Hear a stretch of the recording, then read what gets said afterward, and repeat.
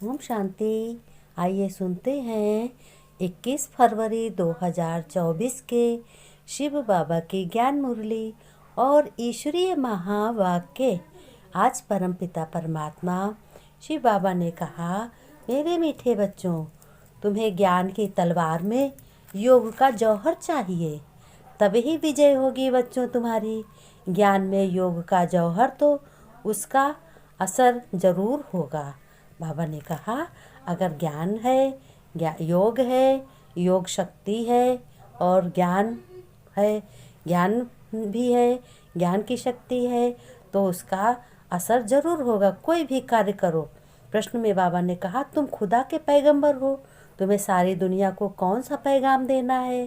उत्तर में बाबा ने बताया, सारी दुनिया को पैगाम दो कि खुदा ने कहा है कि तुम सब अपने को आत्मा समझो, देह अभिमान छोड़ो, एक मुझ बाप को याद करो, तो तुम्हारे सिर से पापों का बोझ उतर जाएगा। एक बाप की याद से ही तुम पावन बन जाएंगे।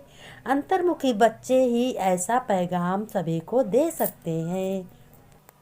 फिर बाबा ने कहा, बच्चों, अपने आप को आत्मा समझो, हर कर्म करते हुए आत्मा समझो और अपने को अनुभव करो और अपने शिव बाबा को याद करो कि हम आत्मा से मेरा परम पिता सभी कर्म करवा रहे हैं।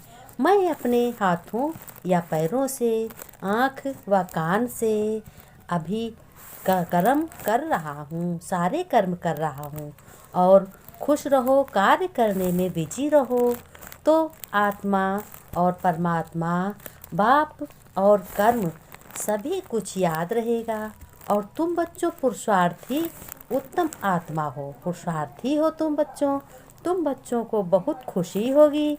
हमेशा याद रहे कि तुम्हारे शिव बाप के सिवा आपके आंसू व दर्द और दुख के कोई भी समझ नहीं सकता। एक भगवान ही तुम्हारा परमपिता है, एक भगवान ही तुम्हारा परम पिता है, वही तुम्हारा दुख दर्द समझ सकता है। तुम्हारे शिव बाप का कार्य ही है दुखी को सुखी और निर्धन को धनी बनाना। फिर बाबा ने कहा, बच्चों, सब कुछ देखते हुए जैसे देखते ही नहीं, एक बाप से प्रीत है तब तो गाया जाता है। कम कार्डे ऑफिस आदि में काम करते भी तुम्हें बुद्धि में याद रहे कि मैं आत्मा हूँ। बाबा ने फरमान किया है कि मुझे याद करते रहो। भक्ति मार्ग में भी कामकाज करते कोई न कोई इष्ट देवता को याद करते रहते हैं। वह तो है पत्थर का बुत, उनमें आत्मा तो है नहीं। लक्ष्मी नारायण भी पूजे जाते हैं, वह भी पत्थर की मूर्ति है ना। तुम बोलो कि इनकी आत्मा कहाँ है? अब तुम बच्चे समझते हो, जरूर कोई नाम रूप में है। अब तुम फिर योग बल से पावन देवता बन रहे हो। तुम्हारा बच्चों ये एम ऑब्जेक्ट भी है। दूसरी बात बाप समझाते हैं, बच्चों, ज्ञान सागर और ज्ञान गंगाएं इस पुरुषोत्तम संगम युग पर ही होते हैं, बस एक ही समय पर होते हैं। तब ज्ञान सागर आते ही हैं। कल्प के इस पुरुषोत्तम संगम युग पर ज्ञान सागर है निराकार परम पिता परमात्मा शिव। उनको शरीर जरूर चाहिए तो बात भी कर सकें, बाकी पानी की तो बात ही नहीं है। यह तुमको ज्ञान मिलता है। बाबा ने कहा, युग पर ये तुमको ज्ञान मिलता है, बाकी सबके पास है भक्ति। भक्ति मार्ग में वाले जो जितने हैं गंगा के पानी को भी पूजते रहते हैं। पतित पावन तो एक ही बाप है। बाबा ने कहा, गंगा कभी पाप नहीं धुलेगी। कर्म गलत करते हैं और गंगा स्नान से क्या वो पावन बन जाते हैं? नहीं। कर्म तो जब ही पावन बनोगे जब कर्म तुम्हारे अच्छे होंगे।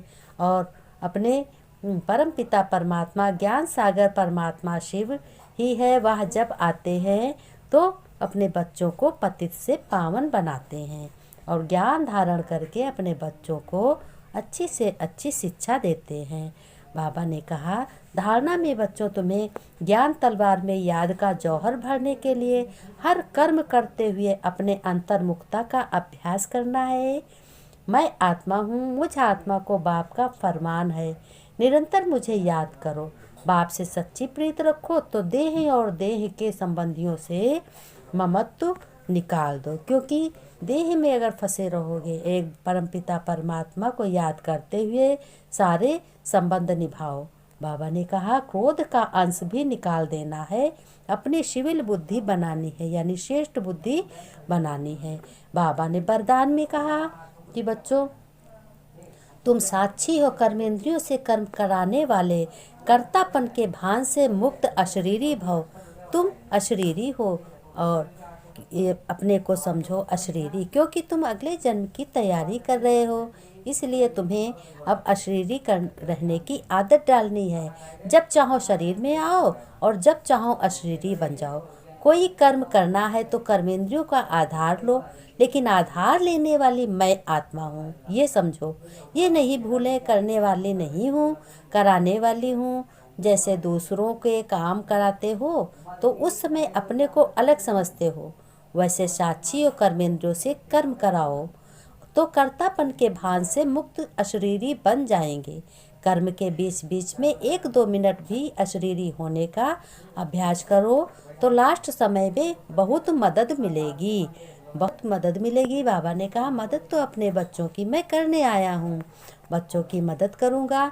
स्लोगन में बाबा ने कहा विश्व राजन बनना है तो विश्व को सकाश देने वाले बनो। तुम्हें पूरे विश्व का कल्याण करना है। सबसे पहले घर गृहस्थ का पालन करते हुए घर गृहस्थ की अच्छे से संभाल करो। ये नहीं बाबा कहते हैं कि अपना कर्म और घर छोड़ दो, कुछ करो ना, धंधा धोरी ना करो, दुकान ना करो और मुझे याद करो। बाबा कहते हैं हर कर्म करते हुए मुझे याद करो, हर कर्म करने के पहले मुझे अपने साथ रखो।